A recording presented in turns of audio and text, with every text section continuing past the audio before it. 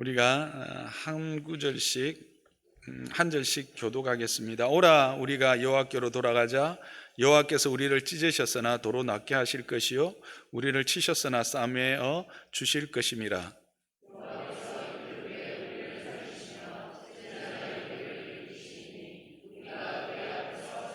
그러므로 우리가 여호와를 알자. 힘써 여호와를 알자.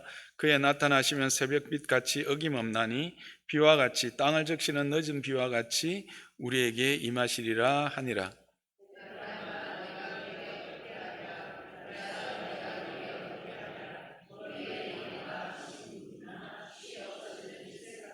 그러므로 내가 선지자들로 그들을 치고 내 입의 말로 그들을 죽였노니 내 심판은 빛처럼 나오느니라.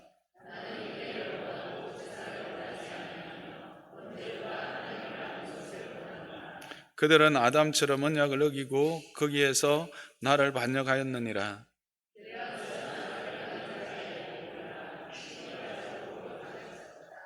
땅 강도 때가 사람을 기다림같이 제사장의 무리가 세겜길에서 살인하니 그들이 사악을 행하였느니라.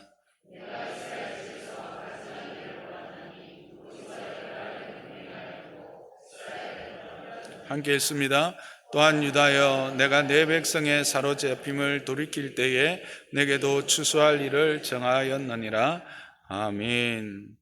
오늘 본문은 이렇게 시작합니다. 오라 우리가 여호와께 돌아가자. 그렇게 시작합니다. 그래서 저는 이 말씀이 뭘 이야기를 할까? 이제 돌아간다. 이거는 바로 하나님께로 내 발걸음을 옮긴다라는 뜻입니다. 그래서 이거는 회개의 말씀, 회개를 촉구하는 말씀이구나로 들렸습니다. 그래서 이 본문을 통해서 우리가 회개가 무엇인지, 어떻게 하는 것이 회개인지, 그리고 어떤 과정들이 있는지, 그리고 그 과정들은 어떤 유익이 있는지 우리가 함께 살펴보기를 원합니다. 회개란 앞에서 말씀드렸던 것처럼 여호와께로 돌아가는 것입니다. 여호와를 등지고 나아가던 우리의 발걸음을 여호와께로 돌리는 것이죠. 여호와의 얼굴을 향하여 나의 발걸음을 옮겨 그렇게 방향을 전환하는 것, 그게 바로 회개라고 할 수가 있습니다. 그런데 본문을 보면 회개의 과정에는 참 힘들고 아픈 과정들이 함께 따라온다라는 것을 확인하게 됩니다. 그 첫 번째 아픔은 우리의 죄가 구체적으로 드러나고 지적당한다라는 것입니다. 여러분, 여러분의 죄가 구체적으로 사람들 앞에 드러나고 또 자신에게도 드러나고 또 하나님께로부터 그것을 지적받을 때 그게 어떻겠습니까? 요즘 사람들이 이렇게 개인적인 프라이버시, 개인 정보를 보호받으려고 하는 이유가 뭐죠? 자기의 부끄러움, 자기의 아픔, 자기의 연약함들을 사람들에게 밝히고 싶지 않다라는 거 아닙니까? 그죠? 자기의 존재를 그냥 숨기고 싶은 거죠. 인간의 속성은 그렇습니다. 그런데 하나님은, 하나님의 사람은, 하나님께로 가는 사람은, 늘 하나님께로 향하여 발걸음을 옮기는 사람은 그 하나님 앞에서 늘 말씀으로 우리 자신을 조명하고 비추어 보고 확인시켜 가는 이런 회개의 과정들이 있어야 된다라고 하는 것을 보여주고 있는 것입니다. 그런데 그 회개의 과정이 아주 구체적으로 하나님이 우리의 죄를 지적하고 드러내십니다. 이렇게 7절 이하가 그것들을 이야기하고 있는데 이 7절 이하의 말씀은 아담처럼 언약을 어겼다라고 말합니다. 거기에서 나를 반역했다라는 것이죠. 아담이 하나님의 언약을 어기고 반역했듯이 지금도 이 이스라엘은, 그 당시 이스라엘은 인애를 원하고 제사를 원치 아니하는, 번제보다 하나님을 아는 것을 원하는, 하나님을 반역하여서 인애를 행하지 아니하고 오히려 악행을 행하고 폭행하며 억압하는, 살인하는 그와 같은 악을 범했다라는 것입니다. 그 구체적인 사례로 길르앗의 예를 들고 있습니다. 길르앗은 악을 행하여 골이 핏자국으로 가득 찼다, 그렇게 말하고 있습니다. 이 구체적인 예는 열왕기하 15장 23절에 25절까지를 보면 그 길라 시민들이 반란을 일으켜서 궁정 쿠데타를 일으킨 거죠. 그래서 이스라엘 왕을 죽이고 또 거슬러 가면 이제 사사 시대에 이 길라앗에서 에브라임 사람들 사이에 싸움이 있었는데 그때 도망가는 에브라임 사람들을 요단강 나룻가에서 42,000명이나 학살하는 그런 사건들이 있었습니다. 길라앗은 이 학살의 현장 또 학살의 어떤 자리를 의미하는데 그런 일들이 이스라엘 안에 계속되어지고 있었다라고 하는 것이죠. 하나님은 그들을 또한 모든 나라의 제사장을 삼지 않았습니까? 그들을 모든 나라의 하나님의 백성으로 삼아서 모든 나라에 대한 제사장 나라로 삼으셔서 하나님의 인애를, 하나님의 의를, 거룩함을 드러내려고 했는데 그 백성들이 오히려 이와 같은 악행을, 이와 같은 살인을 행함으로 그 하나님의 인애를 드러내지 못했다라고 하는 거예요. 오히려 피로 흥흥하게 만들어버리는 그런 죄를 저질렀다는 것을 분명히 이야기하고 있는 것입니다. 또한 이제 세겜의 길에서 살인했다. 누가? 제사장의 무리가 9절에 이야기하고 있습니다. 제사장의 무리가 꼭 강도 때처럼 그렇게 살인했다. 또 사악한 일을 행했다. 가증한 일을 행했다. 음행했다. 이렇게 고발하고 있습니다. 동일합니다. 이스라엘을 제사장 나라로 삼았는데 그 제사장 나라의 제사장 되는 자들조차도 이렇게 살인하고 또 음행하고 가증스러운, 여기서 가증스럽다 이런 이야기는 그 성적 문란함을 이야기하고 있습니다. 성적으로 아주 문란한 죄들을 범하였던 것입니다. 세겜이 어떤 곳입니까? 세겜은 여호수아 때에 그 이스라엘 전체를 소집해서 하나님과의 언약을 갱신했던 그런 자리입니다. 그런데 그 제사장들이 그 성소를 향하는 순례자들에게 강도가 되어서 탈취하고 그리고 그들과 함께 문란한 성적 음행에 가증한 일들을 행하고 있다라고 하는 것을 드러내는 것이죠. 이게 회개의 과정에서 반드시 일어나는 일입니다. 여러분들이 경험하셨을 겁니다. 회개의 자리는 어떤 자리인가? 회개의 자리는 바로 나의 상태, 내가 어떤 죄가 있는지를 드러내는 자리예요. 그래서 이게 싫어서 사람들은 그 자리를 즐거워하지 않지요. 그러나 하나님은 하나님의 사람으로 더 온전하게 되는 그 과정에서 꼭 필요한 게 뭔가, 우리의 연약함에서 한 걸음 더 자라기 위해서 필요한 과정이 뭔가 회개인데, 이 회개의 과정에는 반드시 이와 같은 죄에 대한 지적이 있다라고 하는 것입니다. 왜냐하면 이 죄라고 하는 것은 그저 내가 잘못했다라고 그냥 뉘우치는 것에서 머무는 것이 아니라 구체적으로 내가 어떤 죄를 지었는지 직시하고 깨닫고 또 한 걸음 더 나가서 그 죄가 얼마나 더럽고 추악하며 끔찍하고 무서운 것인가를 알게 되어서 그것이 싫어지고, 그래서 그것을 버리게 되고 그것에서 벗어나야 하기 때문에 그런 것입니다. 그래서 지금 하나님은 이스라엘에 대하여 그들의 범죄가 얼마나 하나님 보시기에 악한지, 하나님의 속성인 인애함보다 얼마나 악한지를 보여주는 거예요. 그들은 하나님의 백성이에요. 제사장 나라예요. 종교적으로는 열심히 있는 자들이에요. 매일의 제사를 드리고 안식일의 제사를 드리고 절기의 제사를 드리는, 이사야서에 보면 그래서 하나님이 이제 피 냄새 때문에 내가 정신이 없다 그냥 할 만큼 종교적인 행위나 종교적 제의, 요즘으로 말하면 예배 생활, 종교적인 어떤 생활들은 아무런 문제가 없이 보이는 거예요. 그런데 그의 내면은, 그들의 실제의 삶은 그냥 하나님의 인애를 세상 가운데서, 사람들 가운데서 드러내기보다 오히려 포악하고 오히려 더 사악하고 오히려 더 가증하고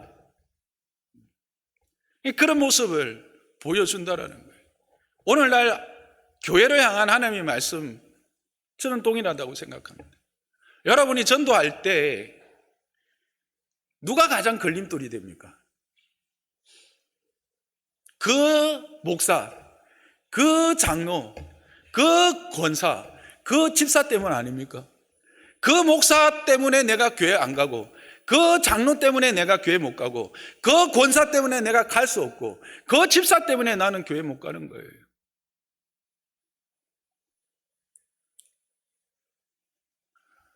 내 안에 이런 겉으로는 종교적으로 전혀 문제가 없지만 내면적으로 하나님의 싫어한 바 되는 죄악들이 없는지,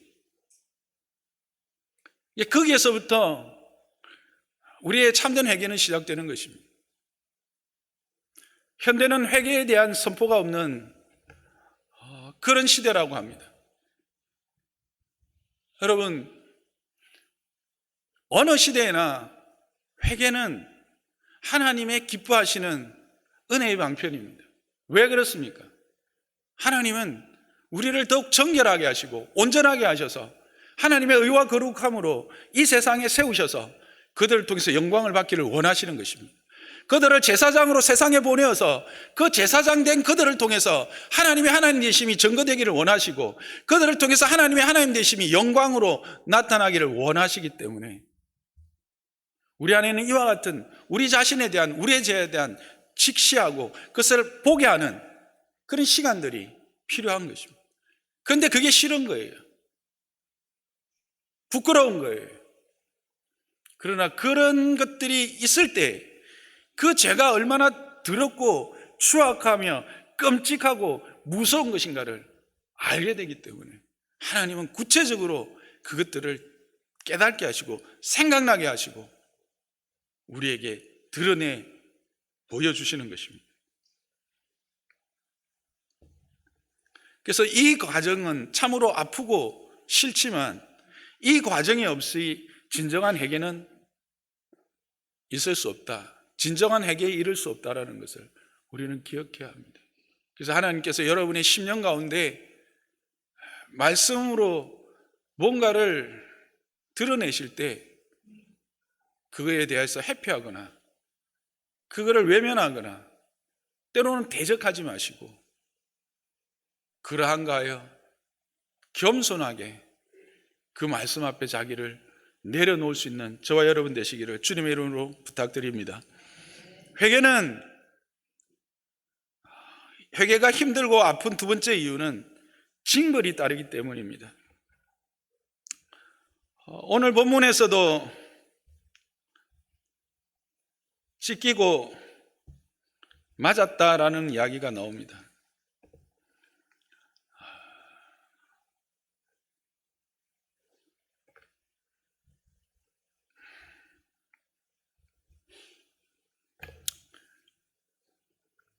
왜 징벌이 따를까? 사랑하는 자인데.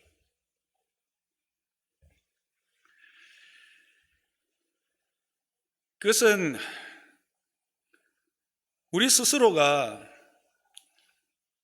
이런 하나님의 법, 하나님이 원하시는 것이 무엇인가를 스스로 깨닫고 잘못을 뉘우칠 만큼 하나님의 법에 대하여 민감하지도 않고 민첩하지도 않다라는 거예요. 그만큼 우리가 지혜롭지 않다라는 거예요. 우리가 그것을 보고 죄라고 하는 것을 스스로 깨달을 수 있을 만큼 의로움이 없다는 거예요. 그래서 사인이에요, 사인. 징벌은 사인이에요. 그래서 시편 기자는 119편 71절에 이렇게 말하고 있어요. 함께 읽어볼까요? 고난당한 것이 내게 유익이라 이로 말미암아 내가 주의 율례를 배우게 되었나이다. 회개는 고난을 동반하기 때문에 힘들고 아프고 고통스럽습니다. 그러나 고난이 나로 주의 율례들을 배우게 한다라는 거예요. 이 말은 여호와께로 돌아갈 기회가 된다라는 것이에요.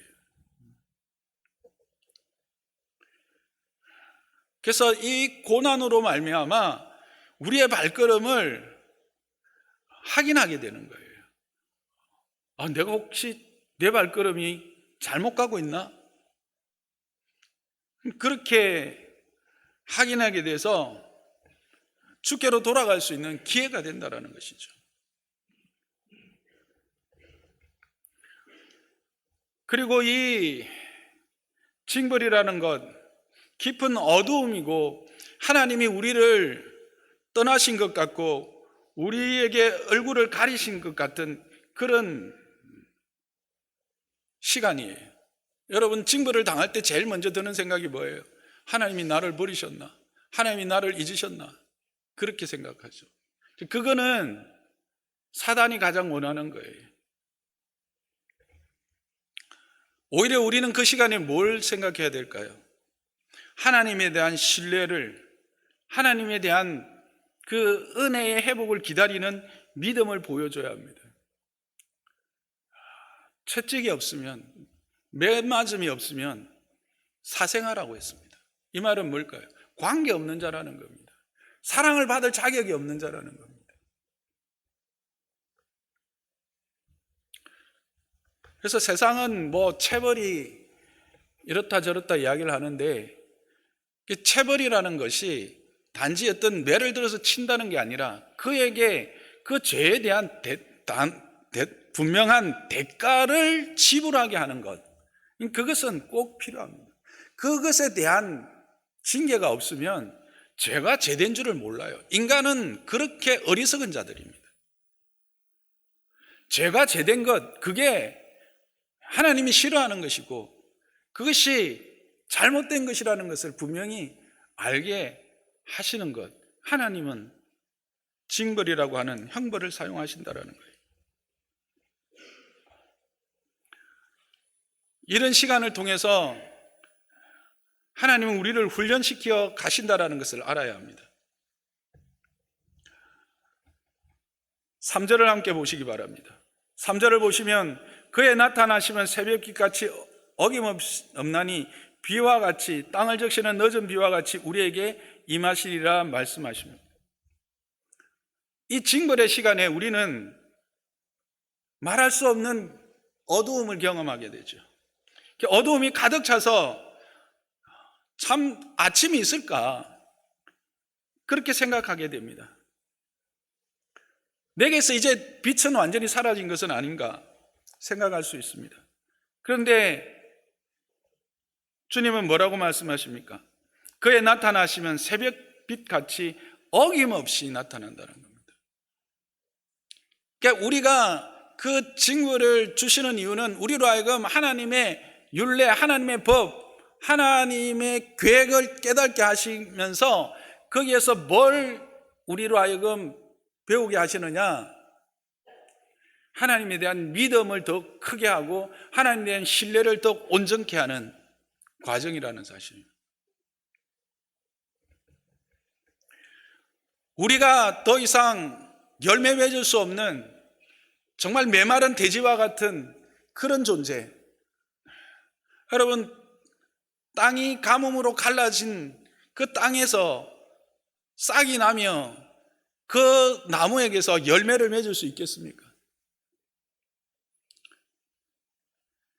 그러나 거기에 비가 내리면 어떻게 됩니까? 그 비로 말미암아 그 땅은 생기를 얻고 그 땅은 싹을 내며 심겨진 나무는 열매를 맺습니다. 그래서 하나님이 뭐라고 말합니까? 비와 같이, 어떤 비입니까? 땅을 적시는 늦은 비와 같이 우리에게 임하시리라.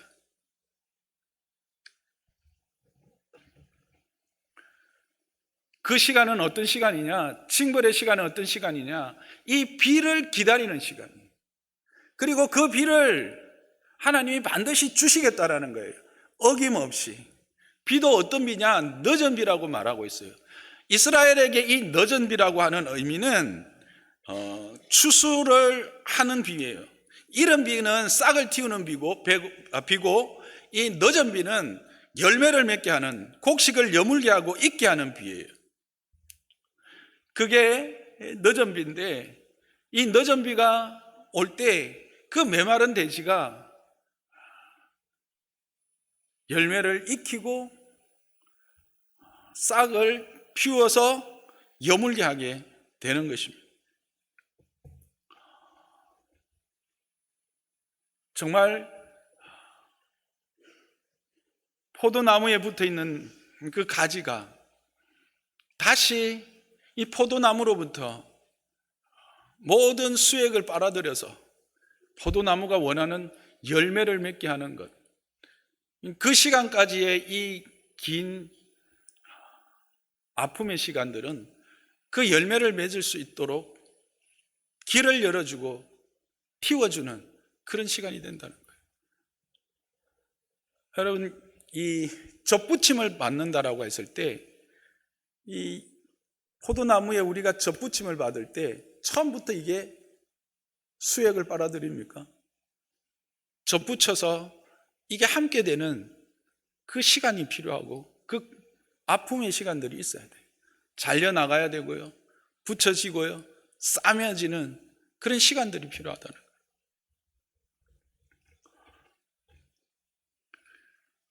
이 늦은 비는 이 대지로 하여금 다시 생기를 얻게 하고 나무로 하여금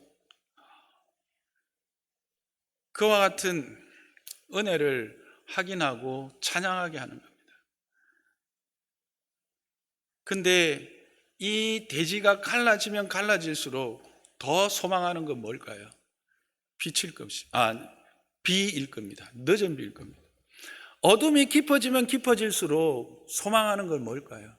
빛입니다. 그래서 우리에게 이 징계라고 하는 것은 그와 같이 빛의 소중함과 그와 같이 늦은 비의 소중함을 더욱더 소망하고 바라게 하는 시간이에요. 그래서 거기에서 떠나지 않는 것, 그 훈련이 필요한 게, 그래서 하나님이 우리를 징벌하시는 거예요. 먼저 그것을 통해서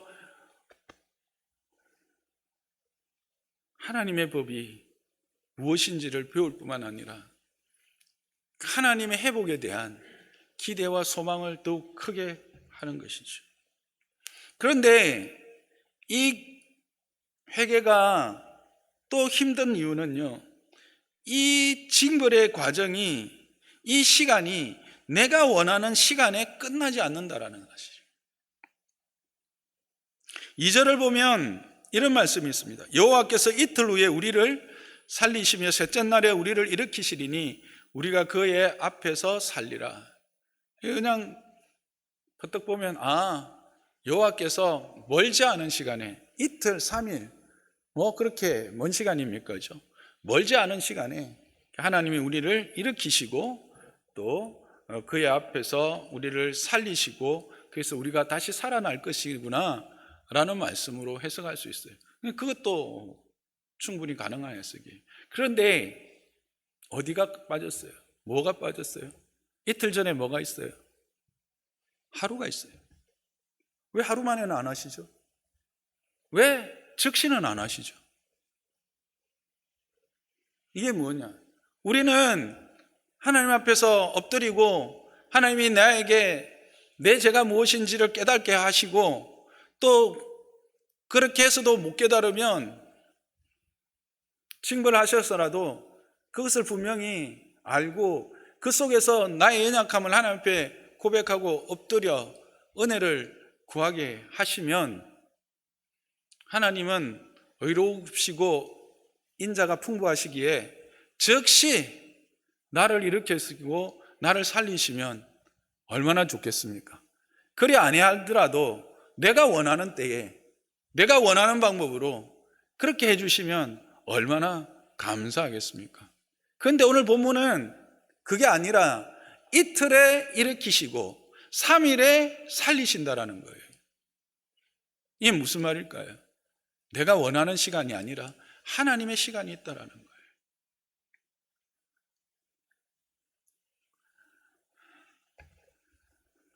그러면 왜 이 긴 시간이 필요한가? 왜 내가 생각하는 것보다 더 긴 시간이 필요한가? 이 시간을 통해서 하나님은 우리를 더 온전하고 완전한 자로 만들어 가시기 때문에 그렇습니다.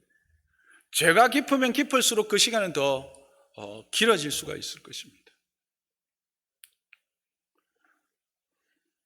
여러분, 병이 중하면 중할수록 치료기간은 길어집니까? 짧아집니까? 길어지죠. 동일합니다. 그리고 그 치료기간은 길면 길수록 누구에게 유익입니까?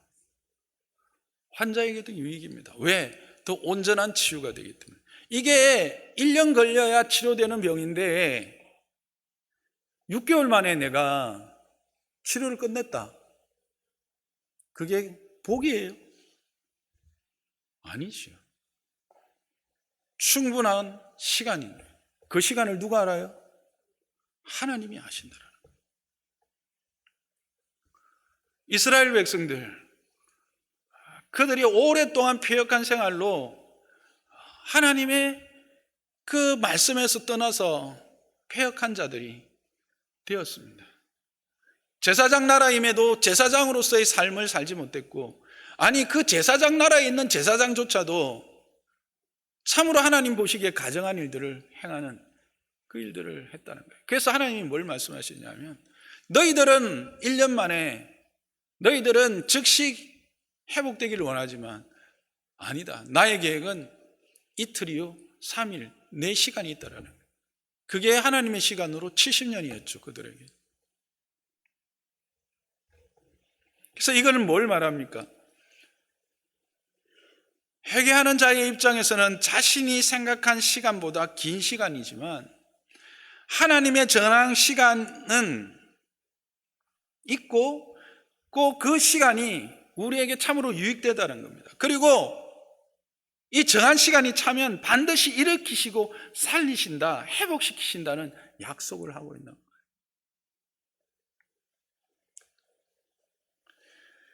하나님은 우리가 그냥 낙심한 채로 낭망한 채로 그렇게 생활하도록 내버려 두실까요?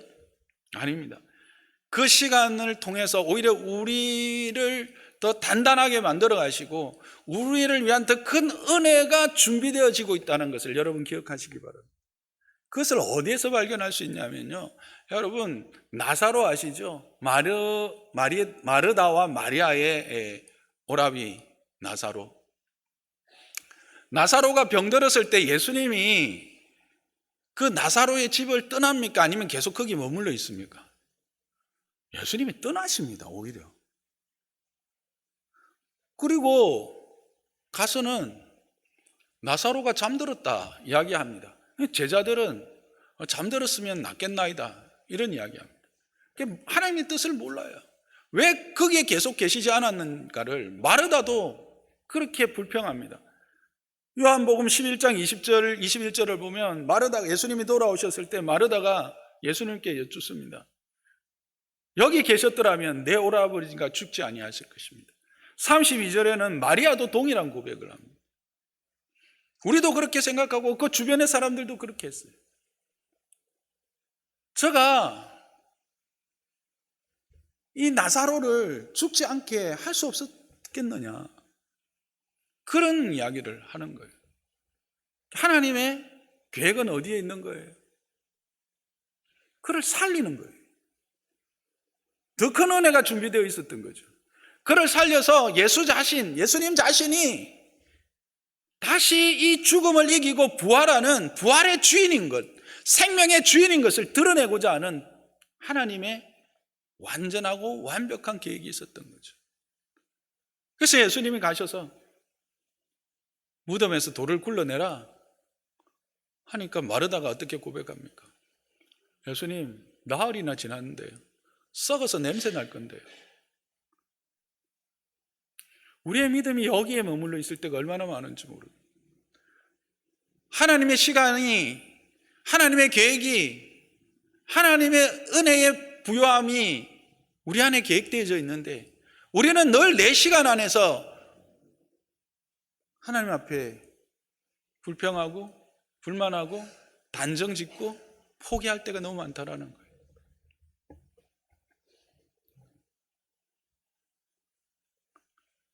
하나님이 어떻게 하십니까? 주님이 어떻게 하십니까? 나사로야 나오라. 나사로가 어떻게 합니까? 썩어 문드러져 가지고 그냥 냄새만 풍깁니까? 아닙니다. 걸어 나옵니다. 세마포를 징징 감고 걸어 나옵니다. 그걸 보고 거기에 있는 모든 사람들이 어떻게? 하나님께 영광을 돌렸더라.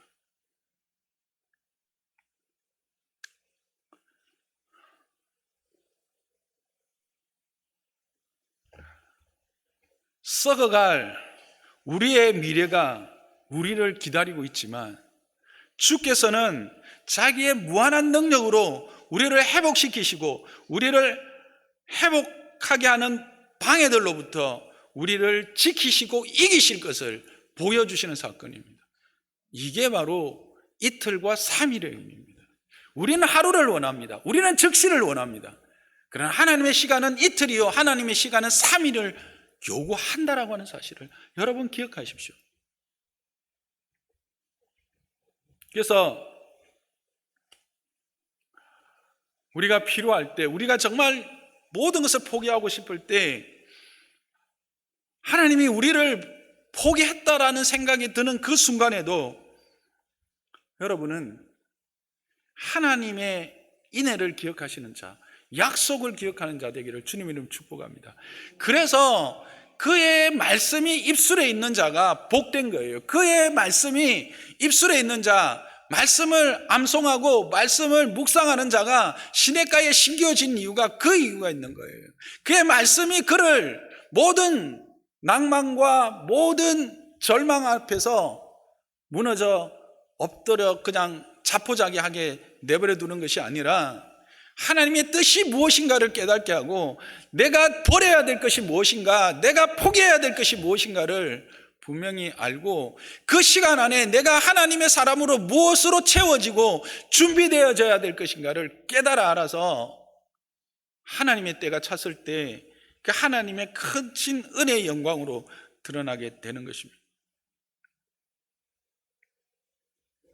그래서 우리가 집중해야 되는 것은 하나님의 약속입니다. 이미 우리에게 말씀하신 그 약속을 굳게 잡는 것입니다.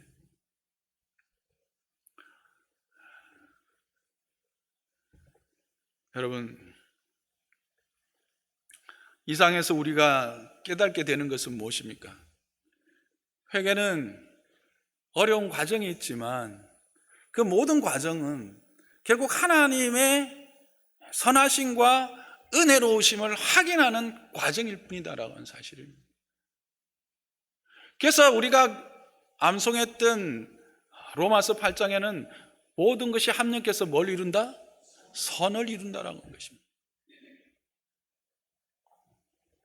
그리고 이상을 통해서 깨닫게 된 것은 또한 무엇입니까? 회개의 근거는 우리에게 있지 않다라는 겁니다. 하나님이 우리를 회개시키실 때 그 회개하여 하나님의 그 장성한 분량에 이르러 하나님의 그 은혜의 부요함과 충만함을 누리게 하는 근거가 우리에게 있지 않고 하나님의 인애에 있다라는 사실입니다. 하나님의 긍휼에 있다라는 겁니다.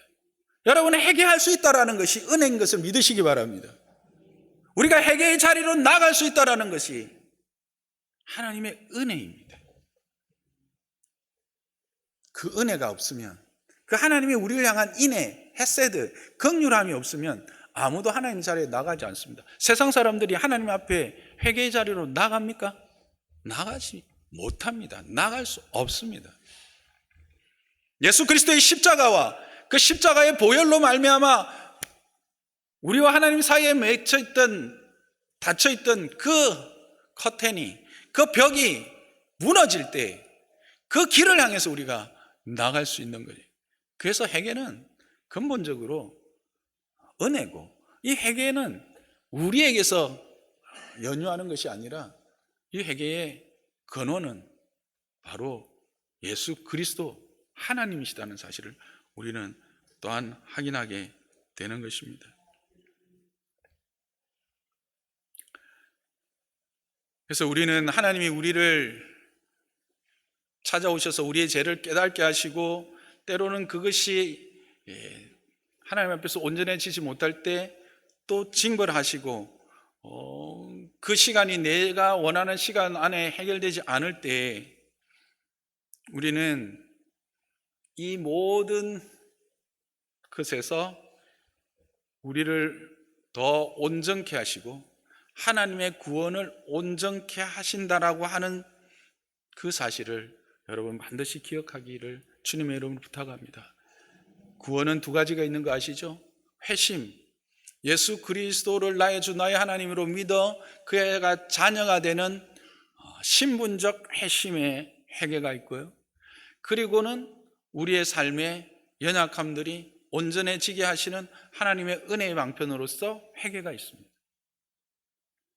그래서 이 회개를 통해서 이제는 우리가 옛사람을 벗어버리고 또 온전한 사람으로 이루어져 가는 성화의 과정을 또 다른 의미의 구원이라고 하는 겁니다.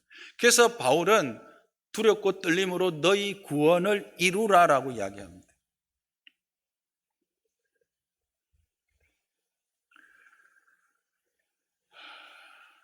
그래서 시편 130편 4절은 사유하심이 주께 있으면 주를 경외하게 하심이라. 주를 경외할 수 있는 이유 중에 하나, 우리가 하나님을 참으로 두려워하며 그분에게 영광의 찬양을 드릴 수 있는 것은 우리에 대한 사유하심이 있다라고 하는 사실이에요. 그러면 사유하심 이전에 뭐가 있겠어요? 우리를 깨닫게 하시고 우리의 죄를 보게 하시는 그 과정이 있다라고 하는 사실을 여러분 기억하시기를 바랍니다. 천로 역정에 보면 무지라고 하는 인물이 나옵니다. 그 무지라고 하는 인물은 주변에서 아무리 자기가 가는 길이 잘못됐다고 이야기해줘도 계속해서 이 말을 반복합니다. 내 마음에는, 내 생각에는, 내 경험에는, 그러면서 계시를 무시합니다. 하나님의 계시다, 하나님의 말씀이다. 그러니까 그 계시가 무슨 의미가 있느냐라고 하나님의 계시를 무시해버려요. 그게 무지입니다. 무지는 하나님을 인정하지 않는 겁니다. 무지는 하나님의 계시를 무시해버리는 거예요. 그래서 오늘 여호수아는 우리가 여호와를 알자, 힘써 여호와를 알자고 말하고 있는 거예요. 우리가 무지하면 하나님의 은혜가 아무리 홍수처럼 밀려와도 그 은혜에 전혀 상관없는 사람이 될 수 있다는 사실이에요. 말씀을 맺겠습니다. 회개란 우리의 발걸음을 하나님께로 돌리는 것입니다. 그러나 그 회개의 과정은 참으로 지난하며 또 아프고 고통스러운 시간들입니다. 나의 연약함들이 드러나게 되고 밝혀지게 됩니다. 부끄럽습니다. 그리고 때로는 하나님의 형벌 앞에서 여러 가지 힘든 상황들을 겪어내야 합니다. 그리고 그 시간은 내가 원하는 시간에 내가 원하는 방법으로 맞춰지지도 않습니다. 그러나 분명한 것은 이 시간들을 통해서 하나님은 우리가 하나님의 법을 깨닫고 하나님을 더 알아가고 하나님에 대한 믿음을 더 온전케 하셔서 그의 장성한 분량에까지 이르러서 그의 충만한 충만을 누리게 하기 위함이다라는 사실입니다. 우리의 믿음을 더욱 돈독히 하기 위함이라, 우리를 더 하나님의 사람으로 온전케 하기 위함이라는 이 사실을 기억하면서 하나님이 우리에게 찾아오셔서 말씀하실 때 기쁘게 아멘하고 엎드리며 그 하나님 앞에 우리를 내어놓을 수 있는, 겸손하게 그 발 앞에 엎드릴 수 있는 저와 여러분 되시기를 주님의 이름으로 부탁드립니다.